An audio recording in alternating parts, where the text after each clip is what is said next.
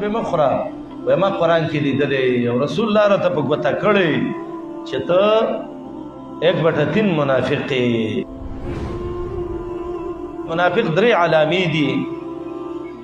یو علامه دا ده چې خبرې کوي دروغ به وایي، دې ځای کې به کوڅه کې ولاړي ټلیفون به کوي او بل ته وایي چې پلانې اوس د پنډۍ نه ووتمه، پنډۍ راوړي د صحابت کوڅه کې ودرېږي. دا خبرو کې چې دروغ ویلې ته پوه شه د کې ایمان نشته، داسې زوړ کدو دی. دویمه وایدا وعده اخلفه، چې وعده څه وکړه او خلاف یې وکړه که نه، پیسې دې ویې ورته ویل کله به یې راکړې، وایي سبا، او ته ورغلی هغه ته ویل چې نن به شي او بېګا به شي او سبا به شي او پیدا به شي او ستا به په موږ پورې او زموږ به هم په چا پورې او ته زموږ ورور یې، یو 5-6 ورځې نور به هم راته ګورې. ته پوه شه دا سړی منافق دی. زړه پرې مه خوره.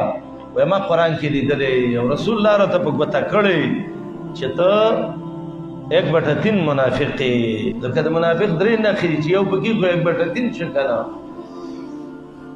او بل رسول الله علیه السلام وایي واذا اؤتمن خانا، چې په پردو مالونې ځان خان کوو که نه او خیانت یې پکې کوو، نو ته پوه شه چې دا منافق دی.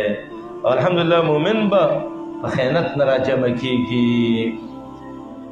نو دا آیات کې قانون دی.